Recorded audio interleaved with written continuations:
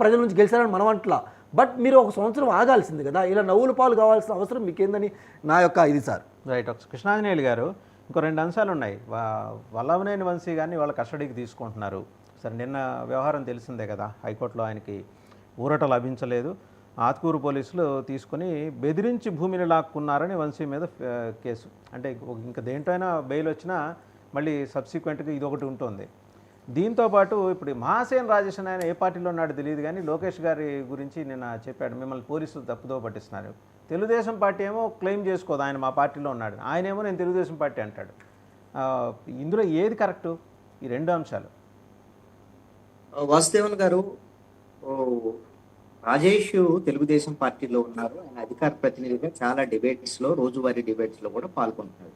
ఆయన తెలుగుదేశం పార్టీ కాదు అని నాకు తెలిసి తెలుగుదేశం వాళ్ళు ఇంతవరకు ఏం చెప్పలేదు, ఎక్కడ చెప్పలేదు. ఆయనకి ఎమ్మెల్యే టికెట్ కూడా అనౌన్స్ చేశారు వాస్తవంగా.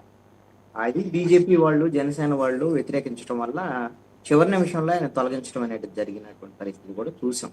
ఆయన తెలుగుదేశం పార్టీలో ఉన్నాడు. అయితే ఈ పాస్టరు ప్రవీణ్ హత్యకు, అది మృతికి సంబంధించినటువంటి వ్యవహారంలో జరిగినటువంటి పరిణామం ఏంటంటే, రాజేష్ మొట్టమొదట ఇది రోడ్డు ప్రమాదము, దీంట్లో ఏమో అనుమానాలు లేవు, ఇది హత్య కాదు, ఇలాంటి అనుమానాలకు తావే లేదని ఆయన మాట్లాడాడు, బహిరంగంగా మాట్లాడాడు. మాట్లాడిన తర్వాత అదే రాజేష్ నిన్న ఆయన వెళ్ళి సిఐని కలిసిన నేపథ్యంలో ఆయన వెళ్ళి అక్కడ ఉండేటువంటి పోలీసుల్ని నాకు పోస్ట్ మార్టం రిపోర్ట్ ఏదో కావాలని అడిగారు అనేటువంటి. పోలీసులు ఏం చెప్తారంటే, పోస్ట్ మార్టం రిపోర్ట్ అవన్నీ కావాలంటే వాళ్ళ కుటుంబ సభ్యులకి ఇస్తాం, కానీ ఇట్లా బయట వాళ్ళు వస్తే అనేటువంటి దాని మీద చెప్పారు. అంటే తనను అవమానించారనేటువంటి దాని మీద పోలీసులు రెస్పాండ్ అవ్వలేదనే దాని మీద మళ్ళీ రివర్స్ అయ్యాడు. ఏంటి అని అంటే, ఇది రోడ్డు ప్రమాదం కాదు, ఇది హత్య, అనుమానాస్పదము అని మాట్లాడాడు. అంటే ఆయన కాంట్రాడిక్టరీ స్టేట్మెంట్స్ ఇచ్చాడు. అంటే ఆయనకి పోలీస్ స్టేషన్లో గౌరవం లభించినంత మాత్రాన ఆ విధంగా. అయితే అసలు పాస్టర్ ప్రవీణ్ మృతికి సంబంధించినటువంటి వ్యవహారంలో ముఖ్యమంత్రి చంద్రబాబు నాయుడు రెస్పాండ్ అయ్యారు. అదేవిధంగా అక్కడ ఎస్పీ కూడా మాట్లాడినటువంటి పరిస్థితి కూడా చూసాం. దాని మీద డిఎస్పీ నేతృత్వంలో విచారణకు కూడా ఆదేశించారు. సిట్ విచారణ జరుగుతున్నటువంటి పరిస్థితి ఉంది.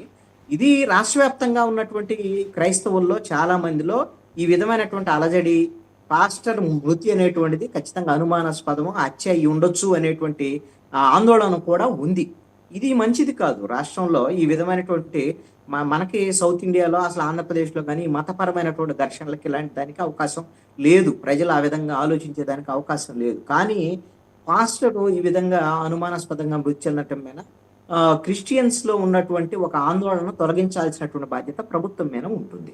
ఖచ్చితంగా మరి ప్రభుత్వం దాని మీద త్వరితగతిన విచారణ పూర్తి చేసి ఆ మృతికి కారణాలు ఏంటి అనేటువంటిది బహిరంగ ప్రకటన హోంమంత్రి చేస్తే బాగుంటుంది అనేటువంటిది క్రైస్తవులందరూ కోరుకుంటున్నటువంటి అంశం.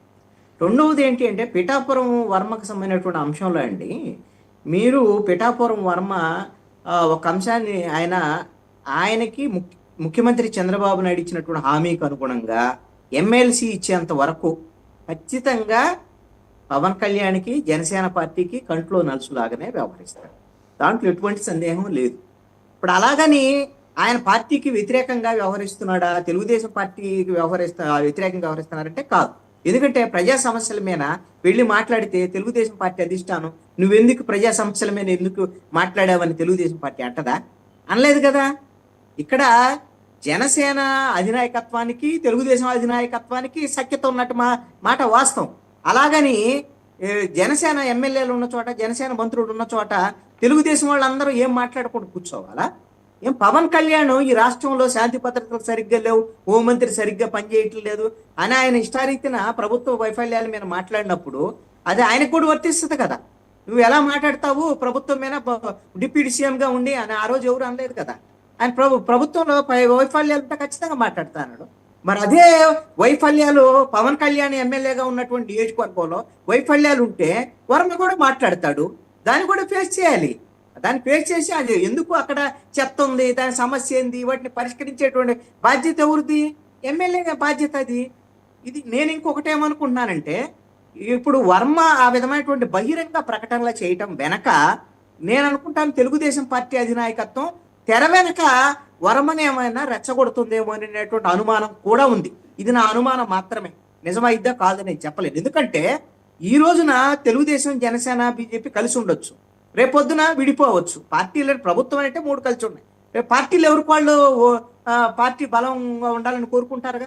రేపొద్దున విడిపోయినటువంటి పరిస్థితుల్లో పిఠాపురంలో తెలుగుదేశం పార్టీకి వర్మ పోయాడు అనుకోండి, వర్మను పూర్తిగా తెలుగుదేశం పార్టీ విస్మరిస్తే నువ్వు అసలు ఏం మాట్లాడొద్దు అక్కడ, పవన్ కళ్యాణ్ చెప్పిందే విను, పవన్ కళ్యాణ్ ఉన్నాడు అక్కడ కాబట్టి నువ్వు మాట్లాడొద్దు అంటే అతను ఎందుకుంటాడు, ఎన్నాళ్ళు ఉంటాడు?